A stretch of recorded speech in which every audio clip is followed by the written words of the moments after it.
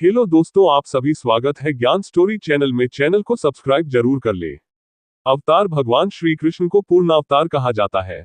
श्री कृष्ण का व्यक्तित्व जितना विवादित है उतना ही रहस्यमय भी है। वैसे तो उनके बारे में कई रहस्य छुपे हुए हैं, लेकिन हम आपको बताने जा रहे हैं ऐसे 5 रहस्य जिन्हें संभवतः आप नहीं जानते होंगे।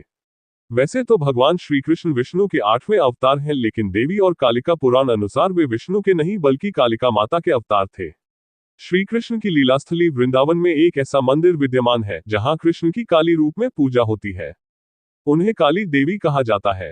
ये भी मान्यता है कि जब राधा का विवाह अयंग नामक गोप के साथ होना तय हुआ था, तब व्याकुल होकर राधा कृष्ण कृष्ण पुकारने लगी थी। तभी श्री कृष्ण ने उन्हें काली रूप में दर्शन देकर उनके दुख को दूर किया था। उसी दिन से श्री कृष्ण की काली के रूप में पूजा होती है। देवी पुराण के अनुसार भगवान श्री कृष्ण विष्णु के नहीं बल्कि मां काली के अवतार थे। वहीं उनकी प्रेमिका राधा देवी लक्ष्मी का स्वरूप नहीं अपितु महादेव का अवतार थी। देवी पुराण के अनुसार भगवान महादेव वृषभानु पुत्री राधा के रूप में जन्मे। साथ ही श्री कृष्ण की 8 पटरानियां रुक्मिणी, सत्यभामा आदि भी महादेव का ही अंश थी। पार्वती की जया विजया नामक सखियां श्रीदाम और वसुदाम नामक गोप के रूप अवतरित हुई। देवी पुराण के अनुसार भगवान विष्णु ने बलराम तथा अर्जुन के रूप में अवतार लिया। पांडव जब वनवास के दौरान कामाख्या शक्तिपीठ पहुंचे तो वहां उन्होंने तप किया।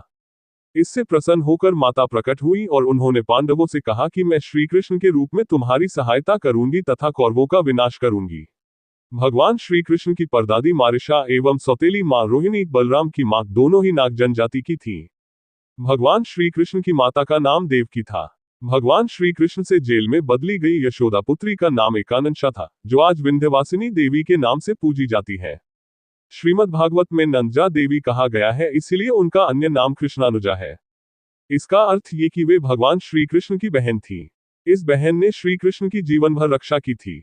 इसे ही योगमाया कहते हैं। गर्भ पुराण के अनुसार भगवान कृष्ण की मां देवकी के 7वें गर्भ को योगमाया ने ही बदलकर रोहिणी के गर्भ में पहुंचाया था, जिससे बलराम का जन्म हुआ। बाद में योगमाया ने यशोदा के गर्भ से जन्म लिया था। इन्हीं योगमाया ने कृष्ण के साथ योगविद्या और महाविद्या बनकर कंस, चाणूर और मुष्टिक आदि शक्तिशाली असुरों का संहार कराया, जो कंस के प्रमुख मल माने जाते थे। श्रीमद् भागवत पुराण में देवी योगमाया को ही विंध्यवासिनी कहा गया है, जबकि शिव पुराण में उन्हें सती का अंश बताया गया है। भगवान श्री कृष्ण को कलारीपटु का प्रथम आचार्य माना जाता है। कृष्ण ने जिस कलारीपटु की नींव रखी थी, वो बाद में बोधिधर्म से होते हुए आधुनिक मार्शल आर्ट में विकसित हुई। इस आर्ट का विकास ब्रज क्षेत्र के वनों में किया गया था। इसी कारण श्री कृष्ण की नारायणी सेना भारत की सबसे भयंकर प्रहारक सेना बन गई थी। इस सेना ने कौरवों की ओर से लड़ाई लड़ी थी। डांडिया रास का आरंभ भी श्री कृष्ण ने किया था। आजकल नवरात्रि में इसकी खूब धूम रहती है।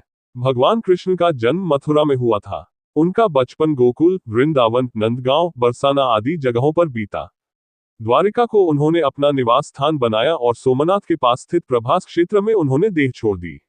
एक दिन वे इसी प्रभास क्षेत्र के वन में एक पीपल के वृक्ष के नीचे योग निद्रा में लेटे थे। तभी जरा नामक एक बहेलिये ने भूलवश उन्हें हिरण समझकर विषयुक्त बाण चला दिया, जो उनके पैर के तलुबे में जाकर लगा और भगवान श्री कृष्ण ने इसी को बहाना बनाकर देह त्याग दी। यह जरा नामक भील अपने पिछले जन्म में सुग्रीव का भाई बाली था, जिसे प्रभु श्रीराम ने छुपकर मारा था। उसी का बदला इस जन्म में निकला।